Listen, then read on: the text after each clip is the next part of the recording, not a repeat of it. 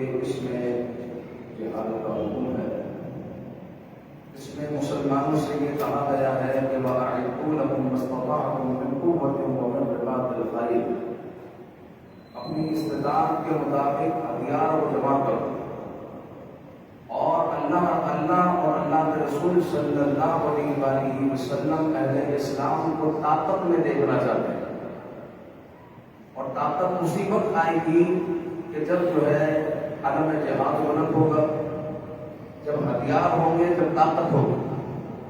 جب ہتھیار نہیں ہوں گے، آپ کی رٹ قائم نہیں ہوگی، تو پھر آپ لوگوں کا حال وہ ہوگا جو فلسطین میں مسلمانوں کا ہو رہا ہے، اور اللہ رب العزت مسلمانوں کو طاقت میں دیکھنا چاہتا ہے۔ یاد رکھیں کہ بہت ساری ایسی چیزیں ہوتی ہیں جو دکھانے کی ہوتی ہیں۔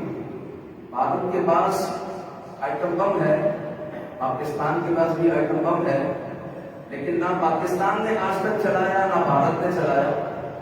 اچھا، بھارت پاکستان پر حملہ آور کیوں نہیں ہو رہا؟ اس لیے کہ پاکستان نے قرآن کی اس آیت پر عمل کیا ہوا ہے کہ ہتھیار کو جمع کر رکھو، اور ہماری فوج نے طاقت کو جمع کیا ہوا ہے، تو کافروں کو ہمت نہیں ہے کہ وہ پاکستان پر چڑھائی کرے، پاکستان پر حملہ کرے۔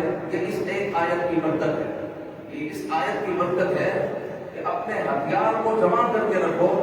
اور اس میں گھوڑوں کا ذکر ہے، کیونکہ گھوڑا جو ہے آلہ جہاد ہے، تو اسی طرح اب آلہ جہاد ہے آپ کے جیٹ طیارے اور آپ کی نیوی اور آپ کی ایئر فورس، یہ جو ہے آپ کے آلات ہیں، اور آپ کے جہاز آپ کے آلات ہیں، یہ سب تیار ہونے چاہیے تاکہ دشمن آپ کی طرف میری آنکھ سے نہ دیکھے۔ تو سورۃ التوبہ سے، سورہ انفال سے آج بھی کافرین گھبراتے ہیں، اور وہ چاہتے ہیں کہ یہ جہاد کا یہ لوگ ذکر نہ کریں، اور اگر اللہ رب العزت نے اس کلام کا اگر ذمہ نہ لیا ہوتا تو ہو سکتا ہے کہ اب تک یہ سورہ انفال اور سورہ توبہ کو مٹا چکے ہوتے، یہ ختم کر چکے ہوتے۔ یہ تو رب قدیر نے جو ہے قرآن مجید کی حفاظت کا ذمہ لیا ہے، تو یہ ختم نہیں کر سکتے۔ ان کو بھی پتا ہے کہ ہم ختم نہیں کر سکتے، لیکن مسلمانوں کو اس کی تعلیمات سے تو دور کر سکتے ہیں، مسلمانوں کو تعلیمات سے تو دور کر سکتے ہیں۔ اسی لیے جو ہے پچھلے سالوں میں نصاب کو بھی چینج کیا گیا، اور نصاب سے ان صورتوں کو نکالا گیا۔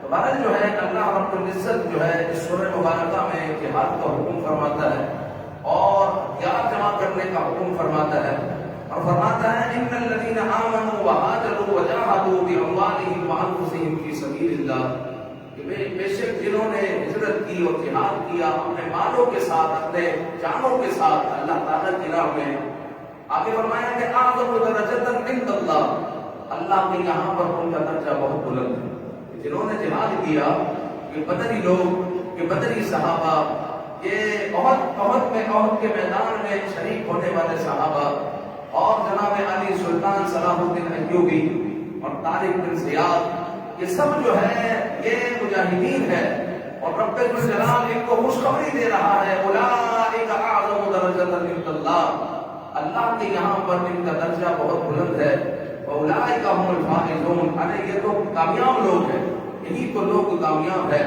اور پھر اس سورہ مبارکہ میں اللہ رب العزت نے ہمیں تنبیہ فرمائی، فرمایا قل ان کان آباؤکم، اے محبوب آپ ان کو فرما دے کہ تمہارے والد اور تمہارے بچے اور تمہارے بھائی اور تمہاری بیویاں اور تمہارے خاندان، تمہارا مال، تمہاری تجارت، تمہارا گھر، اگر یہ تمہیں اللہ اور اس کے رسول سے اور جہاد سے زیادہ محبوب ہے تو فتربصوا حتی یأتی اللہ بأمرہ، تو پھر رکو، اللہ تعالیٰ کا حکم کا پھر انتظار کرو۔ یعنی جہاد مسلمان کو سب سے زیادہ محبوب ہونا چاہیے، جس طرح صحابہ کو محبوب تھا، جس طرح صحابہ کو محبوب تھا کہ جب وقت جہاد آیا تو بدر میں جو شریک ہونے والے صحابہ تھے، کیا ان کی فیملی نہیں تھی؟ کیا ان کے کاروبار نہیں تھے؟ کیا ان کے گھر بار نہیں تھے؟ لیکن جب وقت جہاد آیا تو جہاد پھر ان کو سب سے محبوب تھا، اللہ اور اس کے رسول کا حکم ان کو سب سے زیادہ محبوب تھا، اور وہ میدان جہاد میں نظر آئے، احد کے میدان میں، میدان جہاد میں نظر آئے، ہر مقام پر جو ہے وہ آگے نظر آئے۔ وجہ یہ ہے کہ ان کو اللہ اور اس کے رسول کا حکم محبوب تھا. اگر تو اللہ تعالیٰ نے فرمایا جس کو محبوب نہیں ہے تو فتربصوا، وہ پھر رکے اور اللہ تعالیٰ کے حکم کا انتظار کرے. واللہ لا یہدی القوم الفاسقین، اللہ تعالیٰ فاسق قوم کو ہدایت نہیں دیتا. آگے جو ہے یہود اور نصارہ کے بارے میں ذکر ہوا کہ وقالت الیہود عزیر ابن اللہ وقالت النصارى المسیح ابن اللہ، کہ یہودی کہتے ہیں کہ عزیر اللہ کے بیٹے ہیں اور نصارہ کہتے ہیں کہ عیسیٰ علیہ السلام اللہ کے بیٹے ہیں.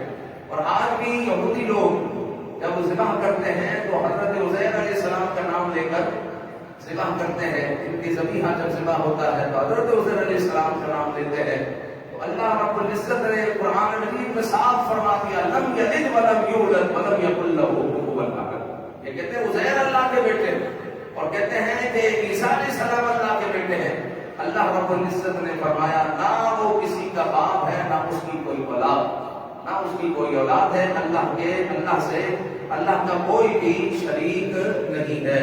پھر آگے چل کر رب ذوالجلال نے سورہ توبہ میں ہی زکوٰۃ کے مصارف کو بیان کیا. کیونکہ آج کل لوگ پوچھتے ہیں کہ کیا ہم زکوٰۃ کے پیسوں سے افطاری کروا سکتے ہیں، سحری کروا سکتے ہیں، رمضان میں معتکفین کی خدمت کر سکتے ہیں؟ تو زکوٰۃ کے پیسوں سے آپ یہ نہیں کر سکتے. زکوٰۃ ایک مخصوص مال ہے اور مخصوص بندے کو دینا ضروری ہے. وہ مخصوص بندے کون ہیں؟ اللہ تعالیٰ نے 8 لوگوں کا ذکر کیا. 8 لوگوں کا ذکر کیا. وہ مخصوص بندے. ایسا نہیں ہو سکتا کہ رمضان المبارک میں جناب عالی مسجد میں کسی چیز کی ضرورت ہے، چندہ ہو رہا ہے تو آپ زکوٰۃ کا پیسہ ڈال دو. ایسا نہیں. مسجد میں جب زکوٰۃ نہیں لگے گی، افطاریوں میں زکوٰۃ نہیں لگے گی، کیونکہ زکوٰۃ مخصوص مال ہے اور مخصوص آدمی کے حوالے کرنا ضروری ہے. مخصوص آدمی کون ہے؟ انما الصدقات للفقراء، وہ فقیر ہے. والمساکین، وہ مسکین ہے. والعاملین، اور عاملین کون ہے؟ کہ جن کو بادشاہ وقت کی طرف سے زکوٰۃ لینے پر معمول کیا گیا ہوتا ہے، ان کو عاملین کہتے ہیں. تو زکوٰۃ ہی کے پیسوں سے پھر ان کو تنخواہ دی جاتی ہے تو ان کے لیے بھی ہے. اچھا پھر ہے والمؤلفۃ قلوبہم، یہ منصوب ہے کیونکہ ابتدائے اسلام میں کافروں کو اپنی طرف راغب کرنے کے لیے ان کو زکوٰۃ دی جاتی ہے تاکہ یہ اسلام کی طرف آئے اور اسلام ان کو محبوب ہو. لیکن اب تو مسلمان اتنے کثیر ہے تو یہ اب منسوخ ہے. اب کافروں کو زکوٰۃ نہیں دے سکتے. اسی طرح غلام کو آزاد کرنے کے لیے بھی زکوٰۃ دے سکتے ہیں فی سبیل اللہ. اور جو مسافر جو اللہ تعالیٰ کی راہ میں نکلا ہوا ہو اس کو بھی زکوٰۃ دے سکتے ہیں. وابن السبیل، اور مسافر کو بھی زکوٰۃ دے سکتے ہیں. مسافر اگرچہ لکھپتی ہو، کروڑ پتی ہو، وہ بھٹک گیا ہے، اب تو اس کو ادھر پہنچنا ہے اپنے گھر پر. بظاہر وہ بہت زیادہ جو ہے پیسے والا ہے لیکن ابھی کچھ بھی نہیں ہے اور آپ کے ملک میں، آپ کے شہر میں وہ پھنسا ہوا ہے. تو زکوٰۃ کی رقم سے اگر آپ اس کی مدد کریں گے تو آپ کی زکوٰۃ ادا ہو جائے گی. تو یہ مصارف ہے زکوٰۃ اللہ رب العزت نے ذکر فرمائے. اور پھر آگے فرمایا وعد اللہ المؤمنین، کہ اللہ رب العزت نے مومنوں سے اور مومنات سے جنت کا وعدہ فرمایا. تجری من تحتها الانہار، اس کے نیچے سے نہریں بہتی ہے. اور پھر مومنین اور مومنات ہمیشہ ہمیشہ اس میں رہیں گے. اور مساکن طیبہ، اور ان کے جو وہاں پر گھر ہوں گے نہایت پاکیزہ ہوں گے. فی جنات عدن ورضوان من اللہ اکبر ذلک هو الفوز العظیم. اللہ رب العزت نے بار بار جنت کا ذکر فرمایا ہے قرآن میں. اچھا بعض ناخوان مدینے اور جنت کا مقابلہ کرتے ہیں.